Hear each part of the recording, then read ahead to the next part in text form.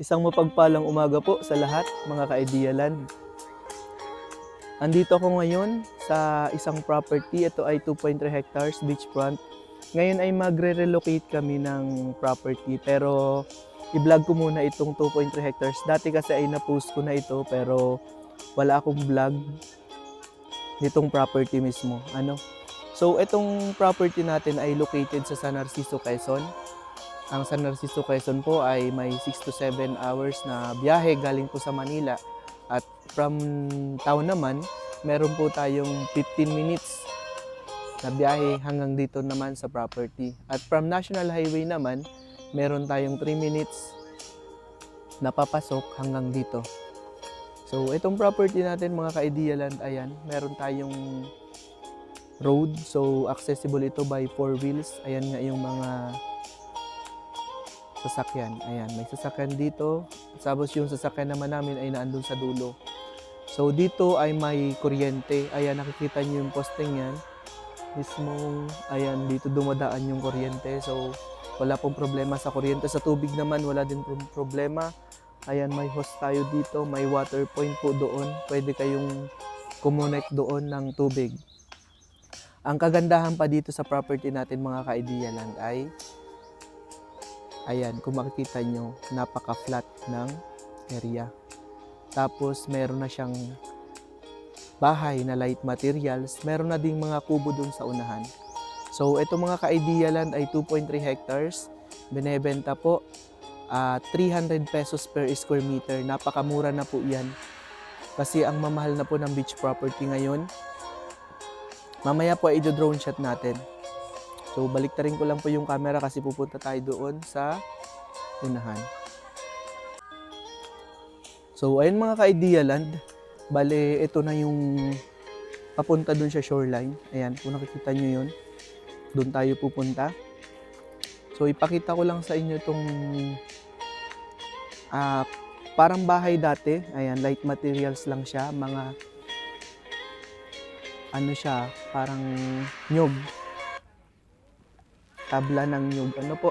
Ayan yung bahay dito. May kuryente na rin siya. May puntador. Ayan. Makikita nyo. So, pakita natin yung loob. Ayan po.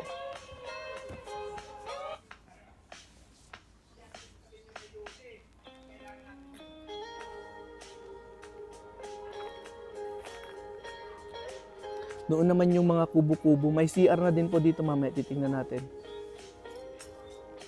Pagandahan dito sa beachfront natin ay may mga nyog ng tanim. Mga medyo mababa pa lang. So kung gusto mong magbuko, pwede. Itong beachfront natin dati, mga ka-Idea Land, ay dinarayo ito ng mga taga dito sa bayan or mga taga dito sa San Narciso. Ito talaga ay dating liguan. Marami ditong pumupunta kapag summer, lalo na ngayon parating na yung summer. May mga naliligo po dito kasi nga may parang pinaparent sila dati ng mga kubo. Ayan, makikita nyo mga ka-Idea Land.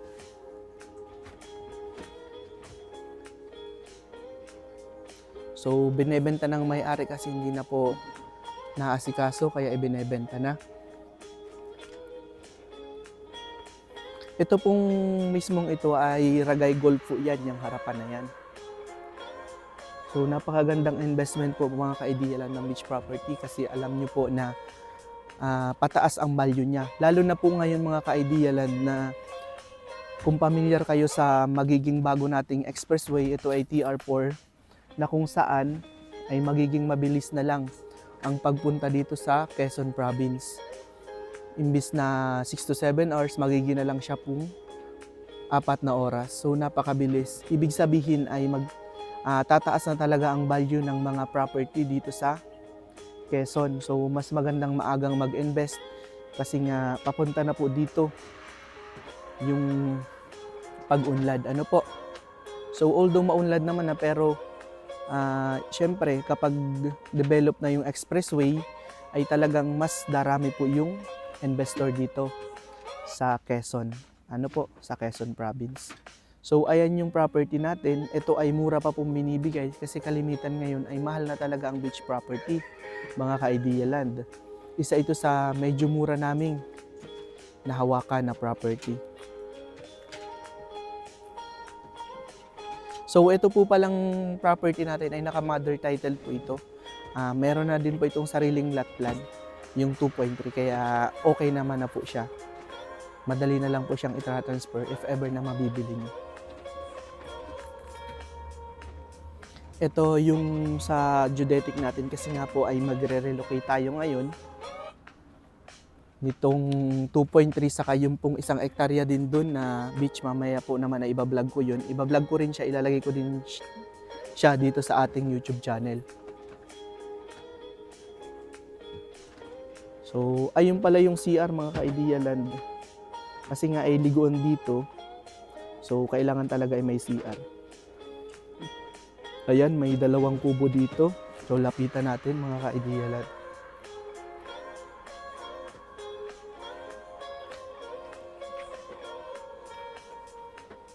Ayan yung mga kubo-kubo natin. Kapag naliligo dito yung mga taga-bayan or mga dayo ay ayan, may kubo-kubo sila dito. Ayan, pinaparent po nila yan. Ang ganda ng view dito mga ka-Idea Land kung makikita nyo. Ayan. Dito ay kabikulan yung kabilang yan kasi ito po ay Ragay Golf. Tapos yun naman nakikita yung bundok dyan ay bundok po yan ng San Narciso. Bali po parang yan yung nakikita nyo sa mapa na parang isla-isla siya. Pero by land po yan, yung parang nakahiwalay na parang isla sa mapa ng San Narciso. Yan po yung kabilang yan.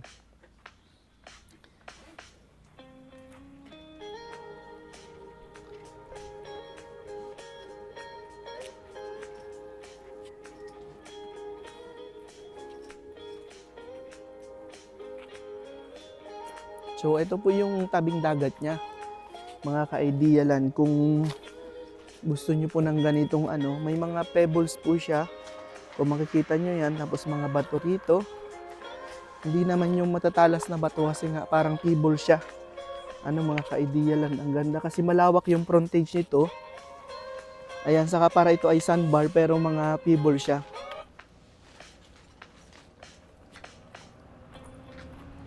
Ayun, ganda ng mga dun. Nakikita niyo yung mga white sand din yung panabi dyan sa kabila. Ngayon ay pa-high tide pa lang mga ka-Idea Land. So may muhon tayo dito, ibig sabihin ay hanggang dito yung 2.3 sakop niya. Ito yung muhon. Ito yung view. Dito tayo sa una-unahan para makita nyo kung anong view. Sobrang haba ng frontage itong 2.3 mga ka-Idea Land, kaya ang ganda. Kung dagat talaga ang hanap nyo, ito yun, dagat talaga. Ayan.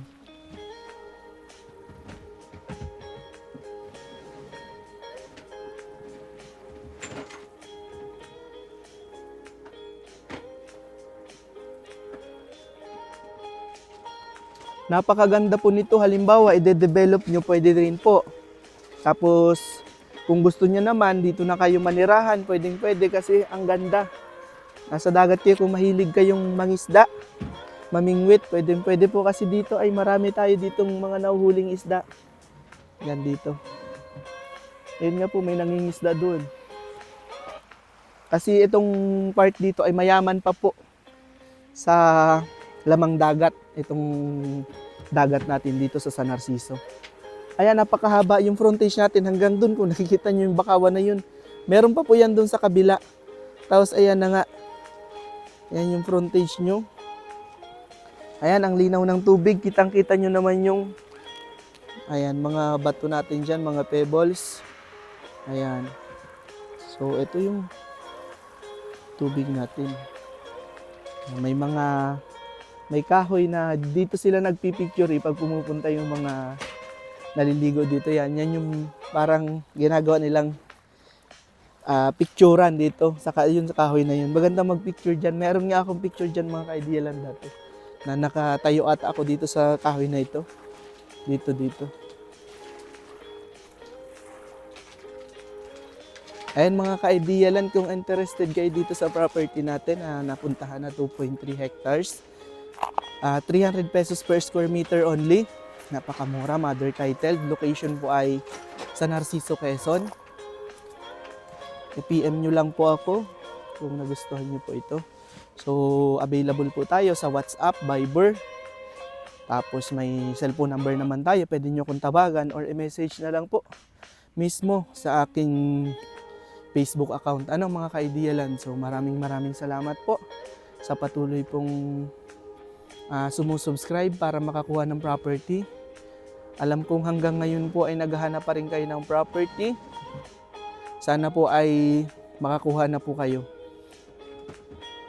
So, thank you very much po. God bless us all. Thank you.